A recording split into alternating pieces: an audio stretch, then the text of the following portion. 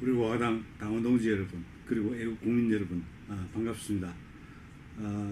지난 시간에 임대차 3법에 대해서 말씀을 드렸는데, 이번 시간에는 최근에 핫 이슈가 되고 있는 부동산 3법, 그 가운데 종합부동산세법의 내용과 그 문제점에 대해서 말씀을 드리겠습니다.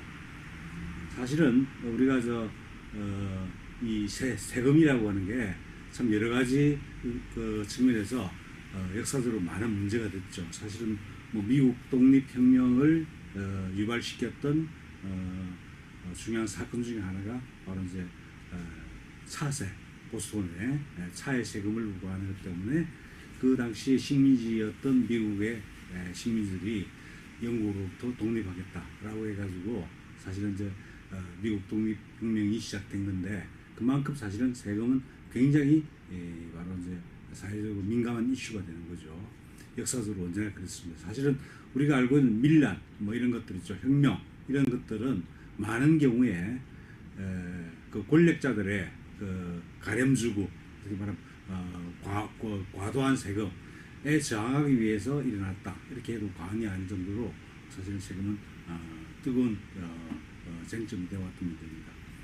지금 현재 문재인 좌파 독재 정권이 이 세금 문제를 가지고 또 일종의 국민들을 괴롭히고 있습니다. 사실은 이 세금 문제만큼은 굉장히 신중해야 됨에도 불구하고 국민을 마치 호구처럼 생각해가지고 그냥 우리는 부과한다, 그러니까 잔말 말고 세금 내, 이런 식으로 아주 위압적인 자세로 국민들을 대하고 있는 게 문재인 좌파 독재 정권입니다. 그래서 그 가운데 최근에 이제 이 부동산 3법 가운데 하나였던 이제 종합 부동산세법의 내용이 어떤 것이 있는지, 그리고 어떤 문제점을 가지고 있는지, 이 부분에 대해서 말씀을 드리도록 하겠습니다. 이 종합 부동산세라고 했을 때 이 잘 구분하셔야 될 게 뭐냐면, 종합 부동산세하고 그리고 다음 강의 시간에 이야기할 법인세와 소득세, 이 두 가지는 성질이 완전히 다른 세입니다. 종합부동산세는 부동산을, 즉 토지와 주택을 보유하고 있는 사람에게 그 부동산 보유에 대해서 세금을 부과하는 겁니다. 그래서 흔히 우리가 보유세라고 이야기하죠. 보유세. 그래서 종합부동산세는 보유세입니다. 토지와 주택을 보유하고 있기 때문에 부과되는 세, 이것이 보유세고, 근데 법인세법이나 소득세법은 그 보유하고 있는 것 자체에 대해서 세금을 부과하는 것이 아니라, 이 법인이나 개인이 그 원래 재산을, 토지나 주택을 원래 취득을 했겠죠. 했다가 이것을 다시 이제 매도를 하는 경우가 생기겠죠. 그러면 원래 취득한 가격하고 그리고 매도한 가격하고 차익이 생깁니다. 그게 이제 양도 차익이라고 하는데, 이 양도 차익에 대해서 세금을 부과하는 게 법인세와 그다음에 소득세입니다. 그러니까 실제로 그 종합부동산세법은 주택과 토지의 보유에 대해서 매기는 세금입니다. 그리고 법인세법과 소득세법은 양도소득, 그러니까 주택과 토지를 사서 매입해서 나중에 팔았을 때, 매도했을 때 그 차익에 대해서, 그 차익을 소득이라고 보는 거죠. 그게 양도소득이라고 하는데, 그 소득에 대해서 뭐냐면 세금을 부과하는 게 법인세법과 그리고 소득세법이다. 이렇게 일단 개관을 그렇게 해주시면 되겠고, 사실은 뭐 제가 예한 말씀 드리면, 원래 이제 제가 법학을 전공을 했고 학부 때부터 법을 공부했지만은, 제가 이 세법 강의를 들었던 게 1981년입니다. 지금부터 거의 40년 전이죠. 그때 이제 세법 강의를 제가 들었었는데, 그때 세법 담당하신 교수님께서 중요한 조언을 해주셨어요. 첫째 뭐냐면, 세법은 워낙 자주 변하고 그리고 고려해야 될 요소들이 너무 많기 때문에, 그 당시 법학과를 졸업했다고 해서, 근데 뭐 이웃에 이웃 계시는 분들이 만약에 세법에 대해서 자문을 구해오면 절대 응하면 안 된다. 워낙 고려될 요소가 많고 너무 자주 바뀌기 때문에 그래서 세법에 대해서는 조언을 하지 마라. 그건 오히려 뭐 세무사나 이런 분들에게 찾아가서 상담을 받는 게 좋다. 특히나 이제 세금의 부과 대상이 되는 그 과세 재산이 있겠죠. 그 과세 재산, 즉 과세 대상 그 과세 대상이 굉장히 큰 액수일 때는 함부로 조언하면 큰일 난다. 그래서 사실은 그 강의 때문인지 모르겠는데 세법은 왠지 좀 거부감이 있고 좀 잘 보기가 좀 어려운 그런 법 분야였습니다. 그런데 어떡하냐 이번 문재인 정권 들어와서 원래 특히 이제 이 부동산 세법에 관한 악법들을 막 제시를 하고 있기 때문에 통과를 시켰기 때문에 우리 당원 동지 여러분들의 이해를 돕기 위해서 정말 오랜만에 세법 공부를 해가지고 여러분께 말씀을 드립니다. 그러니까 저에게 뭐 개별적인 그 조세에 관한 상담을 하시는 건 적절하지 않습니다. 제가 세법을 전공하는 것도 아니고요. 그래서 그것은 세법에 대해서 궁금한 점이 있으시면 세무사를 찾아가시거나 이렇게 전문가를 찾아가서 조언을 구하는 게 좋겠다. 그 말씀 미리 드립니다. 근데 일단 이 종합부동산세법에서 여러분들이 아셔야 될 게 있는데 이게 법적으로 한 문제가 됐던 적이 있는데 종합부동산세는 자 토지와 주택 대표적으로 그렇습니다. 근데 이번에 주로 손을 댄 것은 주택입니다. 주택인데 토지와 주택 이게 이제 종합부동산세법의 과세 대상입니다. 그런데 이 종합부동산세법이 제정이 된 게 언제냐면 제정이 된 게 2005년입니다. 잘 아시겠지만 2005년도면 노무현 정권이 집권하고 있었던 시기죠. 일종 좌파 정부가 들었었던 그런 시기입니다. 그래서 그때 뭐 했었냐면 자 부동산 토지나 주택을 많이 보유하고 있는 또 고액의 그 토지나 주택을 보유하고 있는 사람들에게 세금을 더 물리자라는 그런 이제 분위기 뭐 일종의 뭐 선전이라고 할 수 있고 선동이라고 할 수 있는데 그런 분위기가 만들어지면서 그래서 이 종합부동산세법이라고 하는 것이 최초로 만들어진 겁니다. 그러니까 어떻게 말하면 종합부동산세법은 좌파 정권의 산물이다 이렇게 말씀드릴 수가 있는 거고 물론 한 번 만들어진 법은 실제로 나중에 이제 이명박 정부, 박근혜 정부 이렇게 우파 정부가 들었음에도 불구하고 이걸 없애기가 쉽지 않습니다. 그래가지고 현재까지 종합부동산세법이 그대로 유지가 되고 있고 그런데 이제 문재인 정권 들어와서는 종합부동산세법에 규정되어 있는 종합부동산세의 세율, 하여튼 뭐 세부담 이렇게 해서 굉장히 높인 겁니다. 그래서 국민들의 부담이 훨씬 커졌죠. 바로 이제 좌파 정권이 만들었던 종합부동산세법이 나중에 들어선 문재인 좌파 정권에 의해서 사실은 악용되고 있다 이렇게 말씀드릴 수가 있는 겁니다. 그 내용 알아주시고 그리고 제가 이 자료를 가져왔는데 자료는 우리 당 홈페이지나 또는 공카 또는 블로그에 올려놓을 테니까 사실은 여러분들이 좀 자세한 내용을 아시고 싶은 분들은 그걸 참고하시면 되겠습니다. 그 내용인데 하여튼 종합부동산세법이 만들어지기 전에는 어떻게 했냐? 그 토지와 주택에 대해서 과세를 하지 않았냐? 과세를 했습니다. 그게 바로 지방세의 일종인 재산세입니다. 그리고 이 재산세는 지금도 여전히 부과되고 있습니다. 그런데 종합부동산세는 뭐냐면 재산세에다가 추가로 재산세를 면제해 주는 게 아니고 재산세도 부과하고 종합부동산세도 부과를 하는 겁니다. 그러니까 어떻게 말하면 이중과세의 성격을 어느 정도 띈다고 말할 수 있겠죠. 물론 이건 학자들이나 그 법원에서는 이중과세로 보지 않지만 하여튼간에 재산세 부담도 하고 또 종합부동산세 부담도 하고 있다. 그래서 실제로 두 종류의 세금을 다 낸다 하는 것을 기억해 주시기 바랍니다. 이 부분이 어떻게 말하면 우리가 종합부동산세의 본질을 이해하는데 굉장히 중요한 요소다. 재산세 부과하고 또 별도로 종합부동산세를 부과한다. 그렇게 보면 이 종합부동산세 세율이 높아서는 안 되겠죠. 재산세 부과했으니까. 그러니까 종합부동산세는 가능하면 낮은 세율을 유지하는 게 올바른 것이죠. 그런데 문재인 정권은 이 종합부동산세 세율을 굉장히 높인 겁니다. 그 내용을 잠깐 말씀드리겠습니다.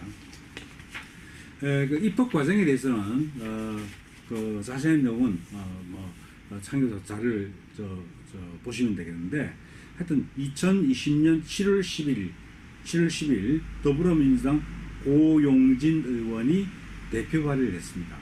근데 재밌는 거는 지금 종합부동산세도 고용진 의원, 법인세법도 고용진 의원, 그리고 소득세법도 전부 고용진 의원이 개정법률안을 발의를 했습니다. 그래서 어떻게 말하면 이 세금과 관련해서는 고용진 의원이 아마 총대를 맨 것 같습니다. 그래가지고 이게 7월 10일에 발의가 되고, 그 다음에 7월 15일부터 7월 24일까지, 그러니까 정확하게 말하면 열흘이죠. 열흘 동안에 입법 예고가 됐습니다. 입법 예고가 됐는데, 그 기간 동안에 그 의견을 달 수 있다고 말씀드렸죠. 2237개의 의견이 달렸습니다. 굉장히 많은 의견입니다. 물론 이것보다 더 많은, 만 단위가 넘어가는 의견이 달리는 경우도 있지만, 이 종합부동산세법에 대해서는 2237개의 의견이 달렸는데, 거의 대부분, 제 생각에는 한 99%는 될 것 같습니다. 거의 대부분 다 반대 의견이었습니다. 그 반대 의견이 이렇게 많이 달렸는데도 불구하고 입법을 강요를 했죠. 그래서 그 더불어민주당이 주도가 돼가지고 7월 28일 지난달이죠. 7월 28일 날 이것을 이제 뭐냐면 기획재정위원회에서 이것을 심사를 완료해가지고 이걸 가결시켰습니다. 그리고 이제 그 상임위원회에서 가결이 되면 법제사법위원회로 체계 심사, 자구 심사를 위해서 넘어간다고 했죠. 그래서 지난 8월 3일 이것이 법제사법위원회에 배부가 됐습니다. 거기서 하루 동안 심사를 하고, 그리고 또 법제사법위원회에서 가결을 했습니다. 물론 이제 이때 가결된 건 원안을 그대로 가결시켰습니다.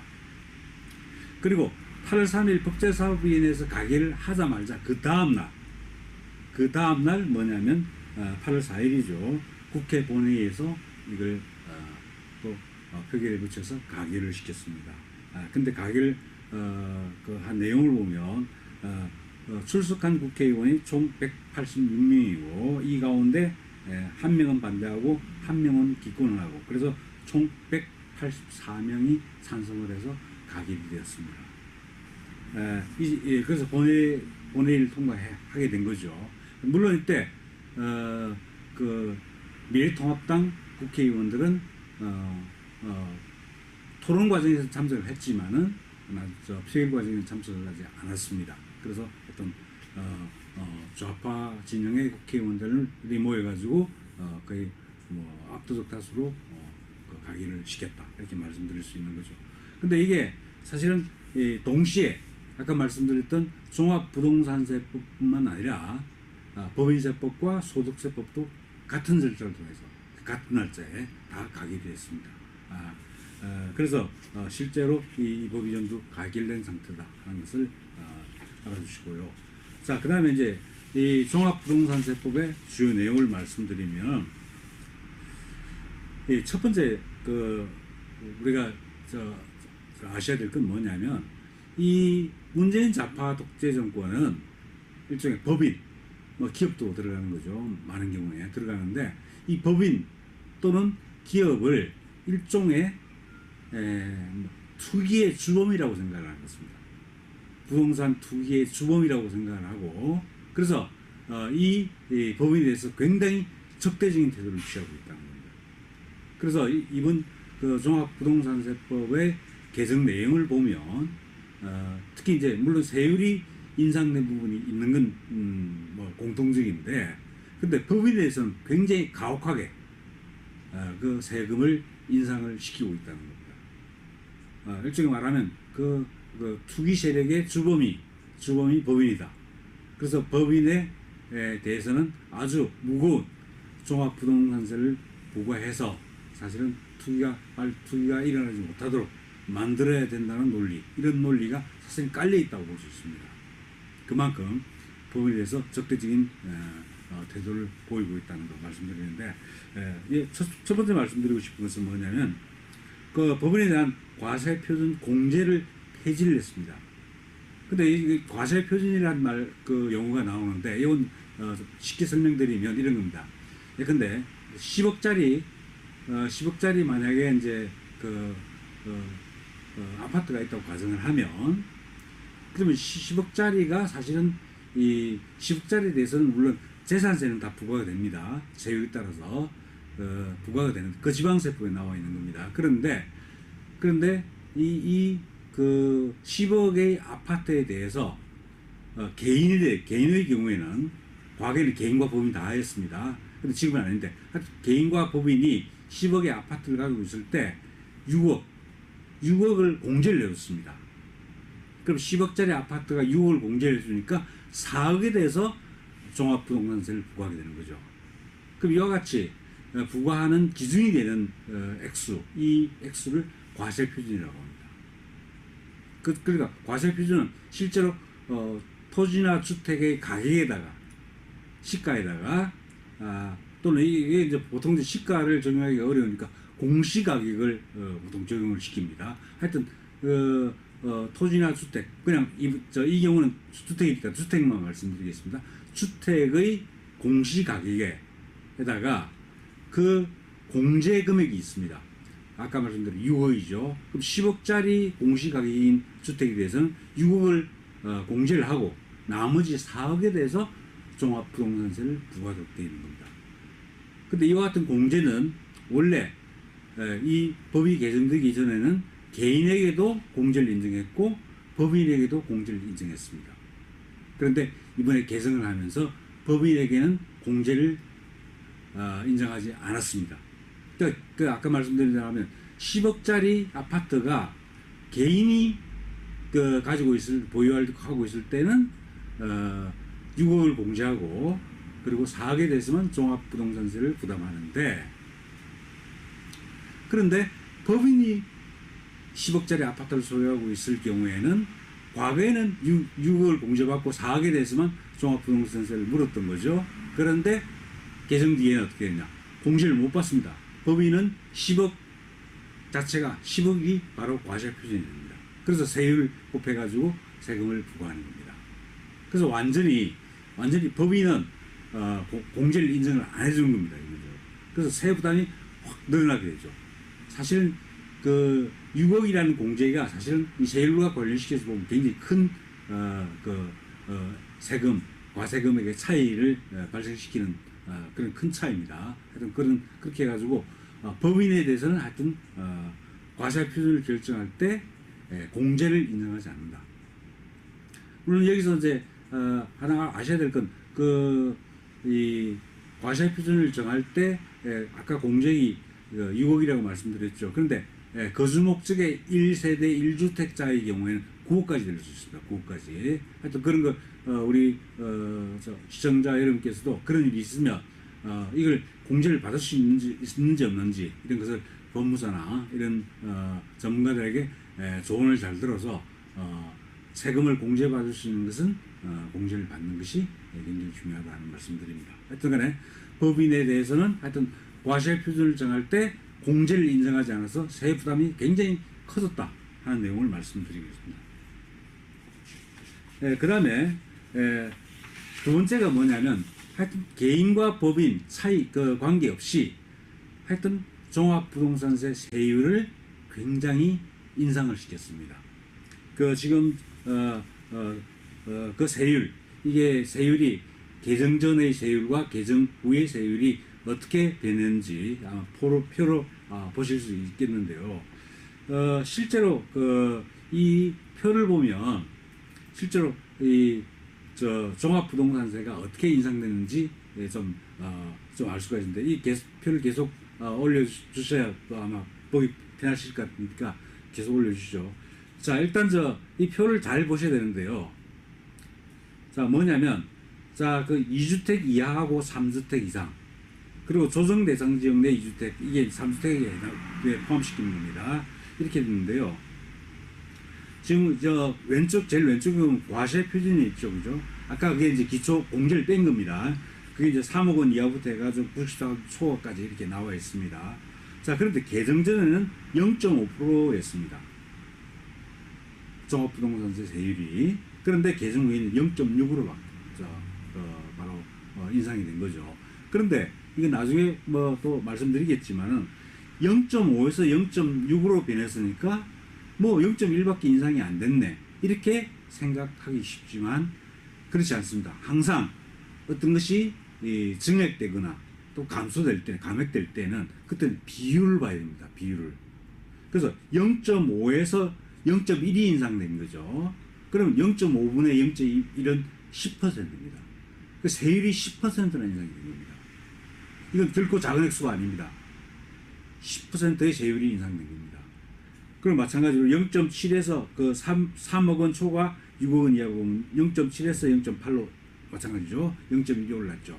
물론 이제 이때 이 경우에는 10%는 좀 안 되겠지만, 그러니까 어떤 간에 1%씩 올렸습니다. 그리고 6억 초과의 경우는 1.0%에서 1.2%로 0.2%를 올렸습니다. 이거는 1.0분의 0.2니까 20%를 올린 겁니다. 20%. 그래서 10% 내지 20% 이렇게 인상을 한 겁니다. 그래서 10% 내지 20%를 인상했다는 것은 굉장히 높은 비율로 인상을 했다는 걸 의미하는 겁니다. 이게 단순히 0.1이다, 0.2가 2다 이렇게 인상됐다는 측면에서 이해할 것이 아니라 얼마만큼 그 비율이 증가했는가 하는 것을 보는 게 굉장히 중요하다. 그래서 10% 내지 20%를 인상을 했다 하는 말씀을 드리고, 그 다음에 2주택 이하는 그런데요. 그런데 3주택 이상의 경우, 그런 경우에는 그 인상된 비율이 정말 터무니없이 높습니다. 3주택 이상의 경우에 그 3억 원 이하를 보면 0.6%였던 것이 1.2%로 인상이 됐습니다. 이건 100% 인상이 된 겁니다. 100%. 세율이 100%가 뛰었습니다. 세율이 과연 100%가 뛸 수 있습니까? 정말 의의가 없죠. 정말 100%그 세율이 뛴 겁니다. 그러니까 그 뒤도 비율은 다르지만은 거의 뭐 50% 이상, 뭐 100% 이렇게 해가지고 거의 뛰었습니다. 50% 이상 100%까지 사실은 이 세율이 뛴 겁니다.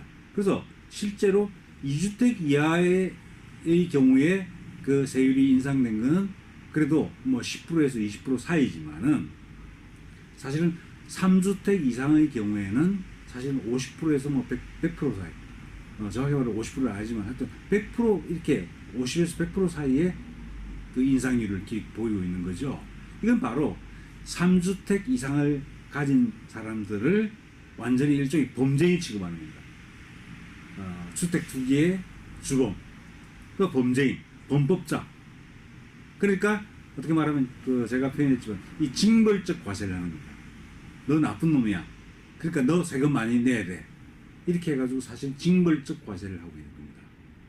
이렇게 해서 정말 터무니없이 굉장히 세율을 인상을 한 겁니다. 생각을 해보십시오. 정말 어처구니 없죠. 우리가 뭐 5% 인상한다, 2% 인상한다, 이런 것들도 상당히 우리가 경우에 따라서 받아들이기 힘든 경우가 있는데 10%, 20% 또는 뭐 50%, 100% 이렇게 마구 인상을 한 겁니다. 이건 바로 주택 가지고 있는 사람, 특히 2주택 이상, 특히 3주택 이상을 보유하신 분들을 완전히 호구로 보고 또 그 사람들을 범죄자로 취급하고 있다는 것을 보여주는 겁니다. 이게 바로 문재인 정권의 어떤 정말 편협한 그 인식이다, 이렇게 말씀드릴 수가 있다는 겁니다. 그래서 하여튼 이와 같이 세율 자체가 굉장히 올랐습니다.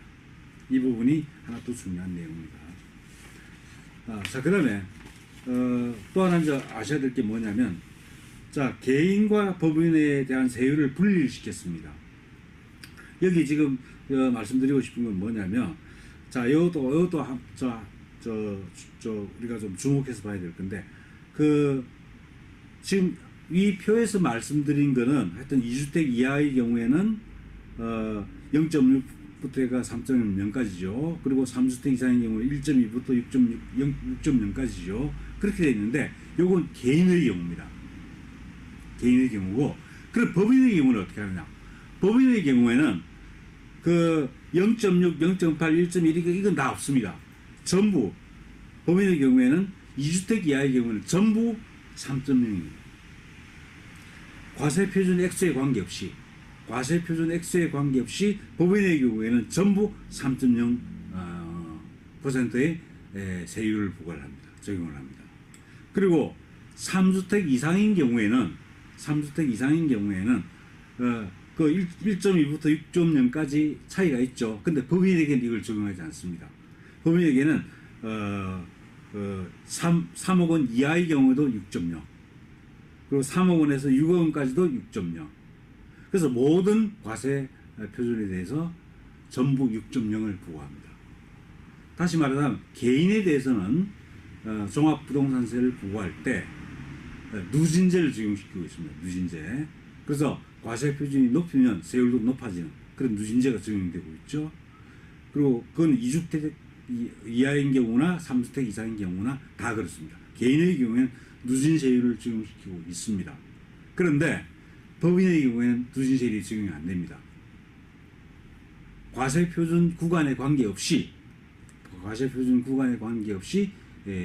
모두 2주택 이하인 경우는 3.0, 그리고 3주택 이상의 경우에는 6.0 이렇게 해가지고 일률적으로 과세를 하고 있다는 겁니다.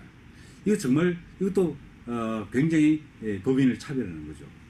개인의 경우는 누진세율을 적용해가지고 낮은 세율부터 높은 세율로 가는데, 근데 법인의 경우는 가장 높은 세율만 적용시키는 겁니다. 이건 2주택 이하든 3주택 이상이든 똑같습니다. 개인에게는 누진세율을 적용시켜서 낮은 세율부터 높은 세율까지, 최고세율까지가 있는데, 그런데 법인의 경우에는 최고세율, 가장 높은 세율만 일괄적으로 다 일률적으로 적용을 하고 있다는 겁니다. 이건 바로 법에 대한 철저한 차별이다, 이렇게 말씀드릴 수가 있다는 겁니다.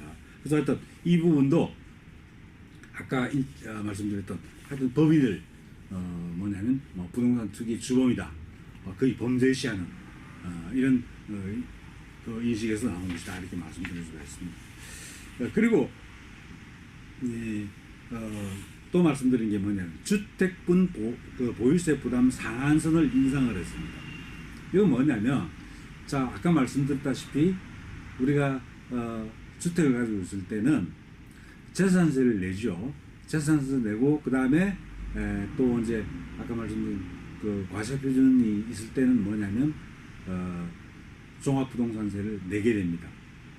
근데 재산세와 종합부동산세를 합쳐가지고 만약 지난해 근데 100만 원을 냈다고 가정하면, 재산세하고 종합부동산세를 합친 금액입니다. 100만 원을 냈으면, 그럼 다음에 작년에 이제 100만 원을 냈으면 올해죠. 올해는 이 재산세와 종합부동산세 그 합산액이 작년보다 지나치게 높으면 안 되니까 이걸 제한을 한 겁니다. 어떻게 제한했냐면, 이걸 뭐냐면 2주택 이하의 경우에는 원래 이제 부과된 게 뭐냐면 그 개정전에는 그 직전 연도에 그 재산세와 종합부동산세의 합산액의 150%까지만 부과를 하도록 되어 있습니다. 그러니까 100만 원 냈으면 원래는 150만 원까지만 거둘 수 있는 겁니다. 그렇게 했는데 그 부분은 현행에서는 그대로 유지가 되고 있습니다. 그런데 뭐냐면 조정 대상 지역 내 2주택자의 경우에는 원래 개정 전에는 200%까지 냈어요. 그러니까 작년에 100만 원 냈으면 올해는 200만 원까지 낼 수 있게 되는 거죠. 그렇게 했는데 이것을 300만 원으로 올렸습니다. 개인의 경우입니다. 이건 개인의 경우. 그래서 실제로 이제는 100만 원 냈던 사람이 원래는 200만 원만 내다가 이 법 개정으로 인해 300만 원까지 내게 된 거죠. 세부 부담이 늘어난 거죠. 그렇게 된 겁니다. 그리고 3주택 이상의 경우는 원래 100만 냈으면 300만 원까지 낼 수 있도록 300%까지 낼 수 있도록 되어 있는데 부과되도록 되어 있는데 그것이 300% 그대로 유지됩니다. 그래서 어떤간에 2주택자 경우 조정 대상 지역 내 2주택자의 경우 이 조정 대상 지역이라고 하는 건 뭐냐면 주택법에 규정되어 있는 제도인데 이것은 근데 주택 시장이 지나치게 과열되거나 침체될 때 과열되는 경우도 가능하고 침체되는 경우에 그 지정할 수 있는 게 조정 대상 지역입니다. 그래서 조정 대상 지역에 있는 포함되는 경우에는 세율이 달라집니다. 이렇게 달라지는 거죠. 그래서 실제로 보시면 그 2주택 이하의 경우에는 지금 현행법도 150이죠. 그런데 조정 대상 지역 2주택의 경우에는 지금 현행법에서는 300만 원으로 300%로 인상이 됐습니다. 그래서 조정 대상 지역이냐 아니냐 이건 이제 국토교통부 장관이 심의회가 있습니다. 심의회 관련 심의를 거쳐가지고 그 다음에 시도지사의 자문을 얻어가지고 조정 대상 지역을 지정을 합니다. 그래서 공시를 하게 되는데 조정 대상 지역의 경우는 그 주택 시장이 과열되거나 또는 침체될 때 이것을 조정 대상 지역으로 정한다 이렇게만 아시면 됩니다. 하여튼 근데 어떤간에 지금 개인의 경우에는 조정 대상 지역 내 2주택자에 대해서만 원래 세부담의 상한선이 200%였던 것을 300%로 인상한 거죠. 근데 이것도 마찬가지입니다. 200%에서 300% 인상하면 몇 프로 인상된 겁니까? 사실은 50%가 인상된 겁니다. 그렇죠? 200에서 100이 더 올랐습니다. 그죠? 50%만큼 인상된 겁니다. 하여튼 그거 알아주시고. 그런데 여기에 정말 더 놀라운 내용이 들어있는데, 자, 그러면 개인의 경우에는 뭐 150%, 그러니까 작년에 100만 냈으면 올해는 150, 2주택 이하의 경우는 150, 또는 조정 대상 지역의 경우에는 300, 그리고 3주택 이상의 경우는 300, 요까지는 내면 되는 겁니다. 그래서 개인의 부담은 그 한도가 있어요. 지난해 낸 것에 비해서 부담하는 한도가 있습니다. 그래서 무한적으로 세금을 내는 거 아니죠. 그런데 정말 중요한 게 뭐냐면 이번에 이 종합부동산세법을 개정하면서 아까 말씀드린 대로 법인에 대해서 굉장히 세율을 높였다고 그랬죠. 그런데 이 법인에 대해서는 이 세부담 상한 제도를 인정하지 않습니다. 다시 말하자면, 근데 예를 들면 3주택 이상의 경우에는 작년에 100만 원 냈으면 올해는 300만 원까지, 개인의 경우입니다. 개인의 경우에는 300만 원까지만 부과할 수가 있게 되어 있죠. 그런데 이 한도가 법인에게는 적용이 안 됩니다. 그러니까 근데 법인이 작년에 100만 원 냈으면 올해는 500만 원 낼 수도 있고 1000만 원 낼 수도 있습니다. 세부담이 한도가 없습니다. 그러니까 그 작년도에 냈던 세금보다 터무니없이 많은 세금을 올해 낼 수도 있다는 겁니다. 바로 이 법인의 부담이 그만큼 크게 만들었다는 것. 이것도 굉장히 중요한 문제다 하는 것을 우리가 알 수가 있습니다. 전체적으로 보면 하여튼 일단 종합부동산세 세율을 대폭 인상했다. 그렇죠? 대폭 인상했습니다. 아까 표 1에서 말씀드렸다시피 대폭 인상을 한 겁니다. 2주택 이하의 경우에는 하여튼 뭐 10%에서 20% 정도. 그리고 3주택 이상의 경우에는 50에서 100%까지 인상을 했습니다. 그래서 굉장히 세 부담이 커졌습니다. 특히 법인의 경우는 더 커졌죠. 왜냐하면 법인의 경우는 최고 세율을 적용시키기 때문에. 그리고 하여튼 법인에 대해서는 공제를 인정하지 않습니다. 말씀드렸죠? 공제를 인정하지 않습니다. 또 세율도 아까 말씀드렸다시피 최고 세율을 적용시키고 있습니다. 그 다음에 또 하나 아까 말씀드렸다시피 여기서 이 보유세 상한선을 인정하지 않습니다. 그래서 직전 연도에 100만 원을 냈다 하더라도 개인의 경우에는 뭐 많이 내봐야 올해 내는 게 150만 내지 300만 원밖에 안 되죠. 그런데 법인의 경우에는 무한정, 근데 1000만 원, 이상의 세금을 부과할 수도 있다는 겁니다. 그래서 굉장히 법인에게 불리한 방향으로 개정이 됐다 하는 내용을 알아두시면 되겠습니다. 우리가 그래서 이걸 바로 이제 세금 폭탄이다. 근데 여러분들 아셔야 되는 건 사실 법인이라고 하는 것이 또 뭐 어떤 특이 목적으로 뭐 주택 임대 사업을 하거나 또 주택 매매 사업을 하거나 이런 걸 가리키는 게 아닙니다. 일반 회사나 기업 이런 거 있죠. 이게 다 법인에 포함됩니다. 그러니까 실제로 법인은 사실 경제활동을 하는 주체인 기업들이 다 포함된다. 그렇게 말씀을 이해를 하시면 되겠습니다. 하여튼 법인을 적대시하면서 법인에서 정말 세금 폭탄을 날리는 그런 바로 악법이 바로 그래서 아마 뭐 다 제가 제목을 그렇게 달기도 했지만 국민회사를 약탈한다고 그랬습니다. 세율을 인상해서 약탈하기도 하고 특히 법인의 경우에는 뭐 세율뿐만 아니라 공제 안 해주고 그리고 상한선 폐지하고 이렇게 해가지고 법인의 재산을 완전히 약탈합니다.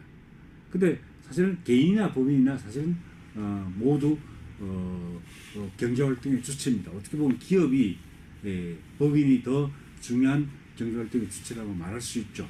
근데 그 사람들에게 정말 엄청나게 과중한 세금을 부담시키고 있다 하는 말씀을 드릴 수가 있다. 그런 얘기입니다.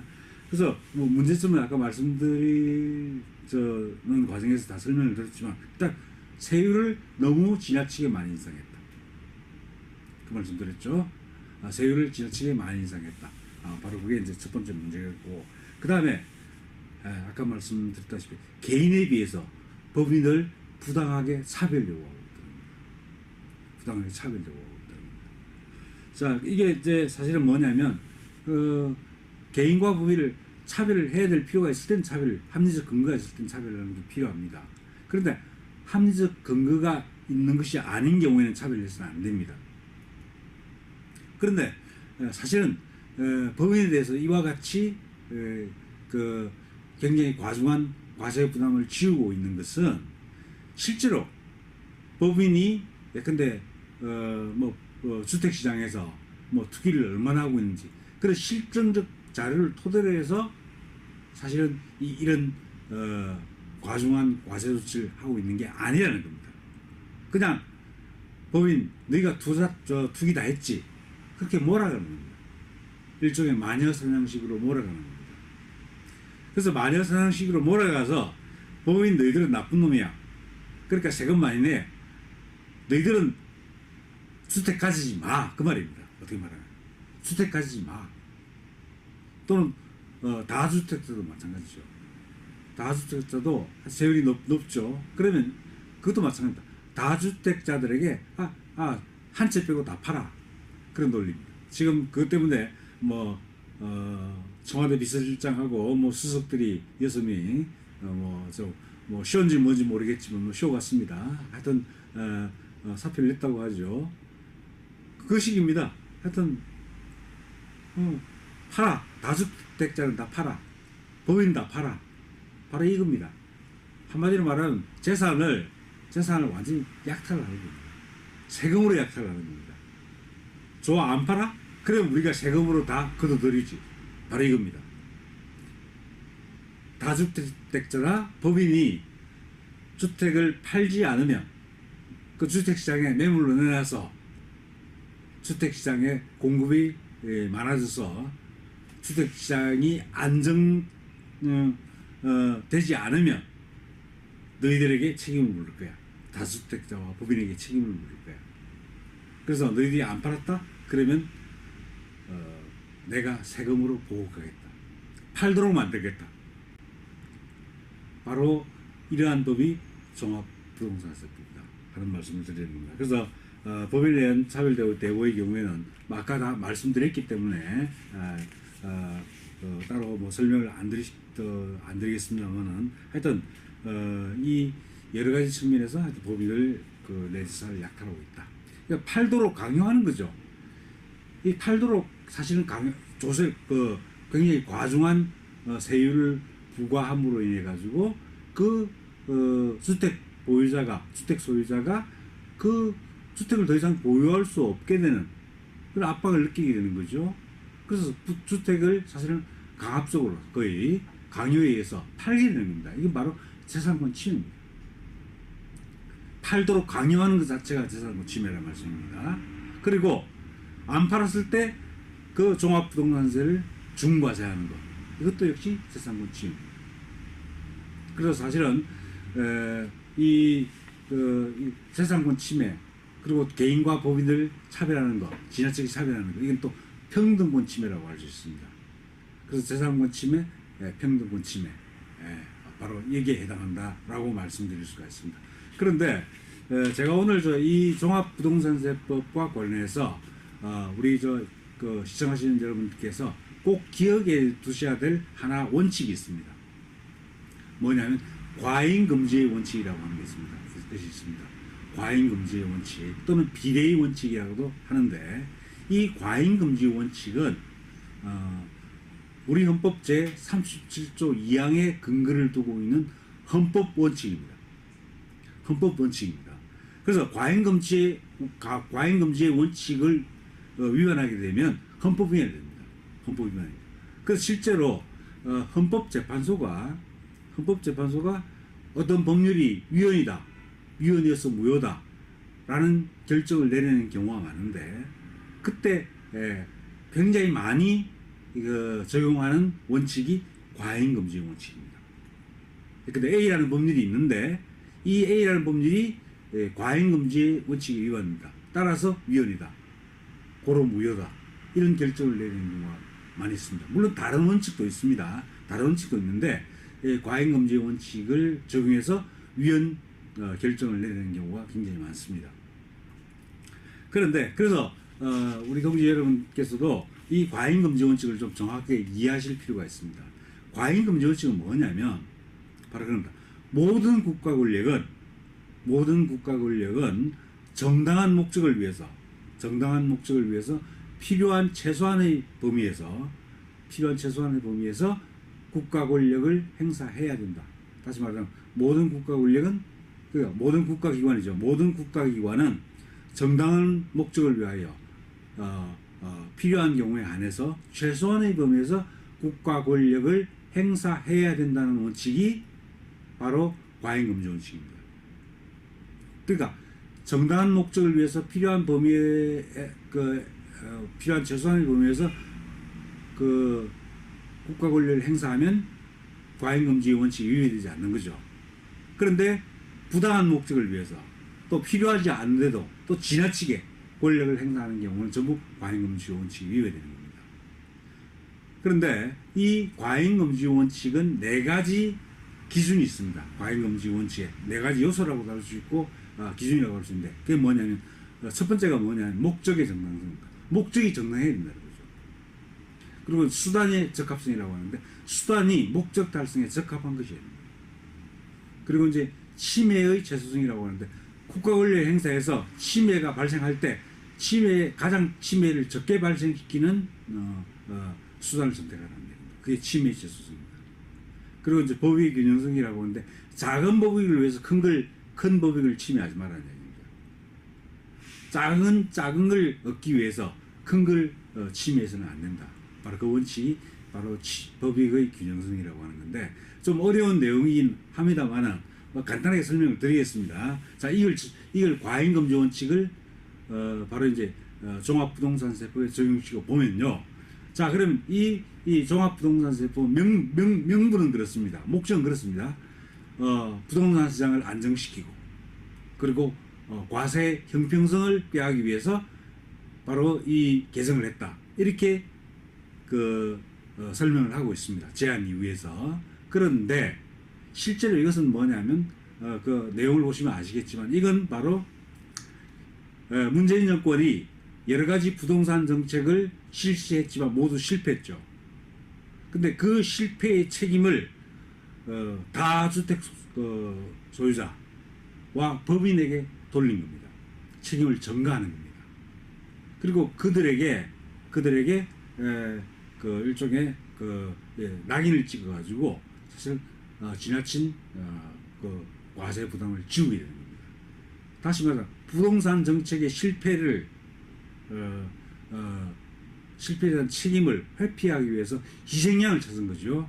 희생양을 바로 다주택자 또는 법인에게 찾아가지고 그들에게 정말 무지막지한 세금을 때린 겁니다. 그래서 일종의 뭐 무주택자 또 좌파들에게는 또 이게 또 뭐 대리만족 같은 게 될 수도 있을지는 모르겠지만 하여튼 그런 차원에서 바로 이 종합부동산세법을 개정을 한 겁니다. 그러니까 목적 자체가 아주 불순한 목적이죠.